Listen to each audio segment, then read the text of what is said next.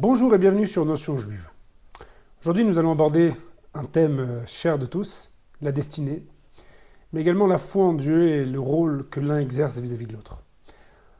On pourrait définir tout d'abord la réalité par les contraintes causales, contingentes des lois naturelles qui nous régissent, qui régissent l'ensemble de l'univers. Mais on pourrait également définir qu'il existe une réalité propre à chaque individu, celle à laquelle nous sommes tous assujettis, une réalité subjective. C'est la maladie, c'est l'insécurité, c'est la réalité du danger, l'attente d'une délivrance pour une femme enceinte. Chacun sa réalité.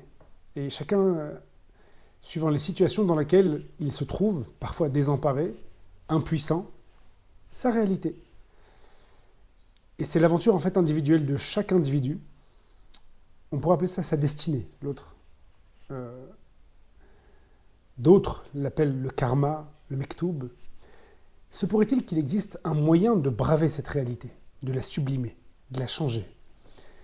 Cette question nous renvoie à un approfondissement un peu plus ontologique, celui de savoir si la réalité dans laquelle nous sommes tous, aurait un auteur, une volonté qui se cache derrière, qui la façonne, qui la préétablit, ou bien ne serait-ce que des causalités, des contingences dues aux conséquences qui les ont précédées.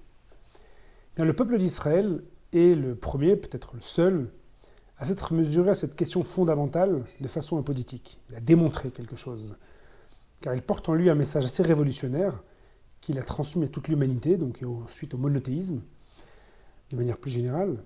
Il affirme que la trame de l'existence est préprogrammée par un concepteur de génie, un concepteur suprême. Il en veut pour preuve son incroyable sortie d'exil, la révélation dont il fut témoin, ou encore sa survie hors du commun au sein des chroniques de l'histoire hostile et antisémite. Et certains autres auteurs, sociologues, ont bien su le montrer du doigt. Il dit que la réalité tire son origine d'une source transcendantale venue de l'au-delà. Il s'avère donc que les oscillations de la vie, ces imprévus, ne sont pas si imprévus que cela, ni accidentelles, d'après le message que le peuple juif tient à transmettre. Elles sont toutes préétablies de manière intentionnelle, et la Torah va encore plus loin dans son message. Elle déclare même que la providence qui s'exerce sur chacun des êtres vivants s'exerce suivant leur niveau de piété, de manière particulière. La vie est ajustée à chacun, suivant sa mesure. Un costume sur mesure, on pourrait dire. Après la révélation, l'existence est ainsi décryptée. Elle n'est désormais plus qu'une fatalité aveugle qui va au gré des fluctuations causales d'un cosmos déterministe.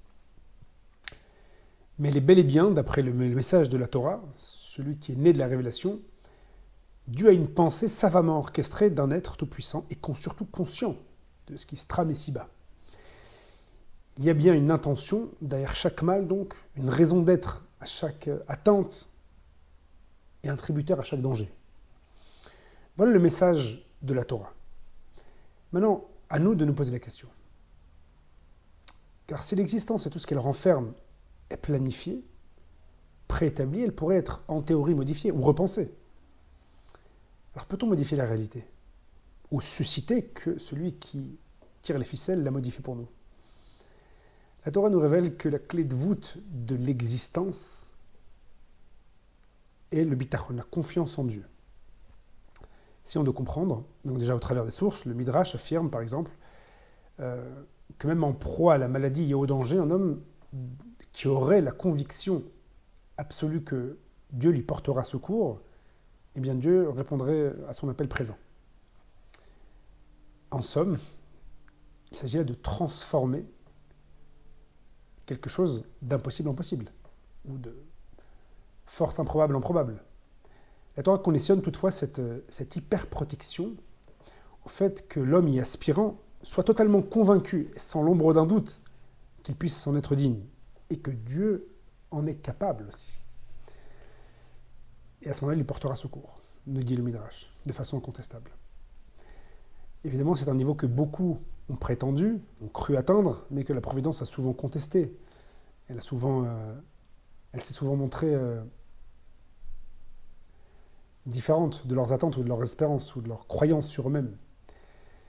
Parmi les sources vantant les vertus de cette providence, nous avons le Midrash dans Yalkut Shimoni qui dit, sur le verset dans les psaumes de David, « Dieu est ma délivrance », le Midrash dit, « L'assemblée d'Israël déclare à Dieu, je n'ai d'espoir qu'en toi, et qu'en tes yeux je mets mes espérances, car tu es mon secours. » Et à ce moment-là, Dieu lui répond, d'après le Midrash, « Puisqu'il en est ainsi que tu as mis ton dévolu sur moi, eh bien je te viendrai en secours. » Dans le même Midrash, au chapitre un peu plus loin, 715, sur le verset du psaume dans lequel le roi David dit qu'il a placé sa confiance en Dieu et qu'il n'en a pas eu de regret, le Midrash dit « Tout celui qui place sa confiance en Dieu sera secouru ».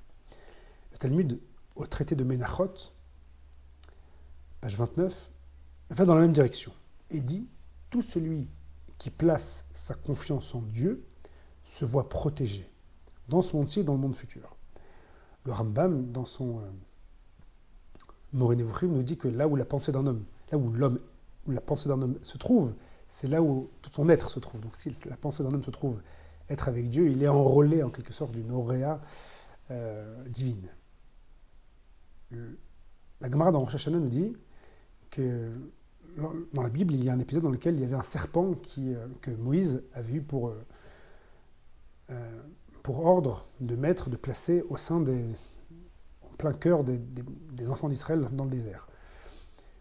Et lorsqu'il le regardait, ce serpent-là, il se guérissait.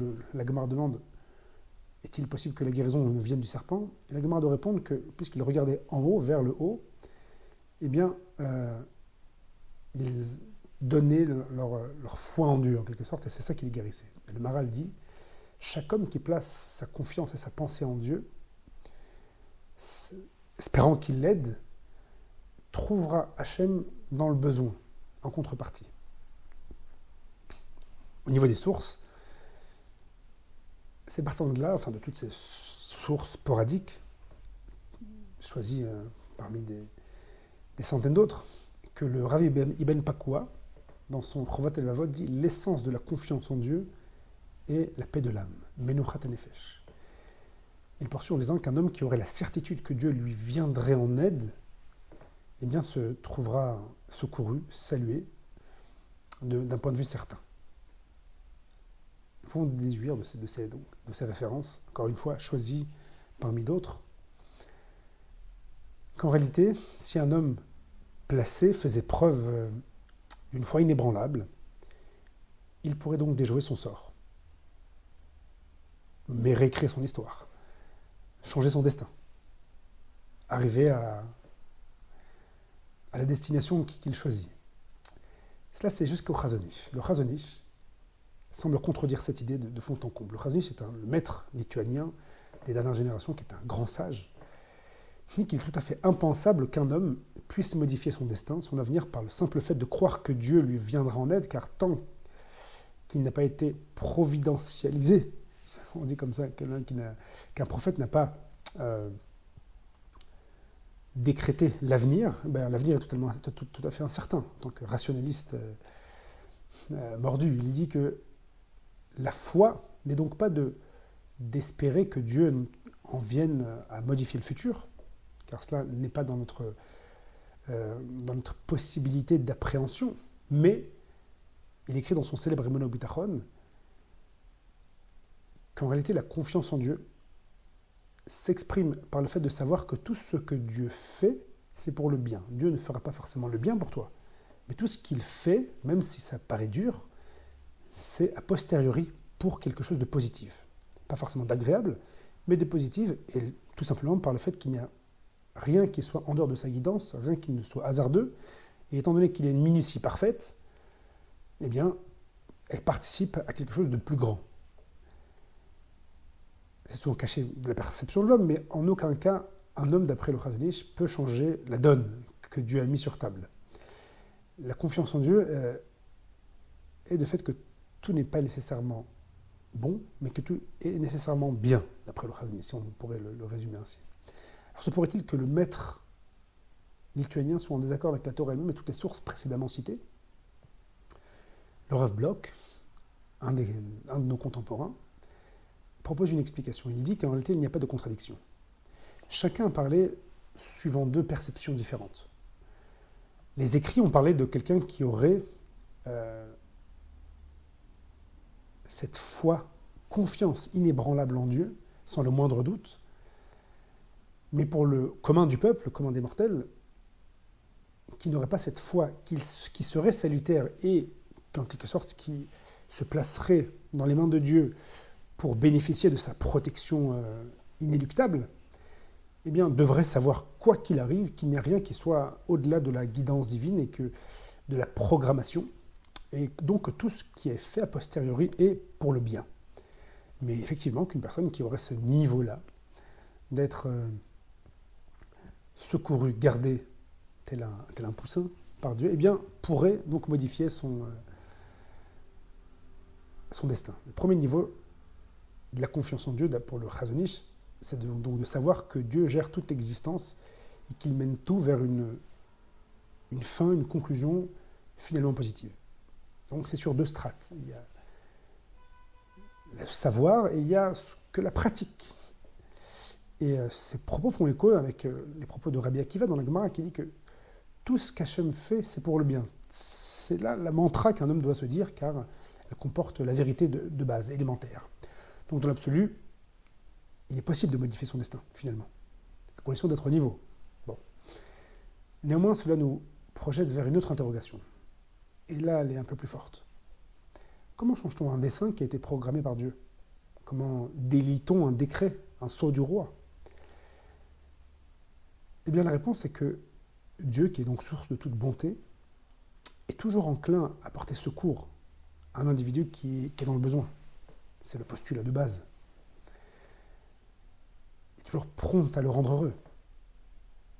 Simplement, il y a la mesure du libre arbitre, principe suprême de la création, qui empêche parfois Dieu de se dévoiler et de dévoiler son action pérenne sur l'homme. Mais lorsqu'un homme se hisse à un niveau qui est au-delà de son libre arbitre, où il n'y a plus de différence entre la main de Dieu et les réalités causales, il n'y a plus de dérangement donc à son libre arbitre, là Dieu peut agir avec lui tel un maître scène qui place ses pions devant lui.